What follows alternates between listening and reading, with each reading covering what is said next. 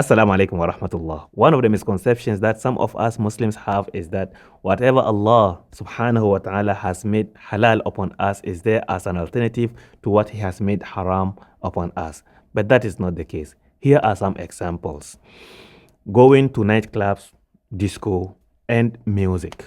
Whenever the impermissibility of going to nightclubs, music, and discos are mentioned, the question that pops up is, what is the alternative?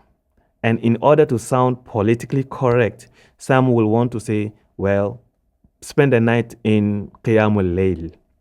Qiyamul Layl is a righteous deed that is encouraged upon every Muslim, every believer. But it is not an alternative to going to nightclubs. Going to nightclubs is haram. One has to abstain from going to nightclubs. If he can alternatively spend the night praying, good for him. If he cannot, then he should sleep or do something else. Music is haram. And the Quran is not alternative to music. It is even unfair to the Quran to put it on the same level as music. One may be reading the Quran, not listening to music, but he will still be having some other problems that it is the Quran that will solve it for him. So music is not on par with the Quran, nor is the Quran alternative to music. One is the book of Allah subhanahu wa ta'ala, and the other is, we don't know where is it from. Zina. Zina is clear-cut haram in Islam. We don't say, oh, go and get married. There are people who are married, yet they commit zina. There are people who are not married, or they cannot afford to get married, and they are not bothered to commit zina. So if someone cannot afford to get married, he's not given the license to commit zina. Riba is haram.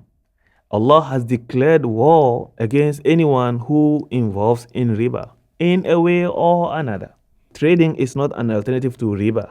There are people who are trading and yet they still commit riba. There are people who are involved in riba and doing trading. They are not alternative to one another. One is permissible, one is halal, and the other is haram. They are not alternative to one another. We come across wine is haram, the alternative is milk, water, and honey. They are not alternatives. How can three things be alternative to one thing? Are we saying that people who drink wine don't drink milk and water and honey? So they are not alternatives. In a nutshell, what is made halal or even obligatory upon us is to test our submissiveness to Allah subhanahu wa ta'ala, grant us reward, and keep us close to Allah subhanahu wa ta'ala, elevate us in ranking. What is made haram upon us is to test our ability to manage and control our desires in the face of temptations. And that also brings us to close to Allah subhanahu wa ta'ala. We just have to be mindful of Allah subhanahu wa ta'ala and not expect an alternative to everything that is haram in Islam. May Allah subhanahu wa ta'ala grant us what it takes to better and purify our dunya for the best interest of our akhirah.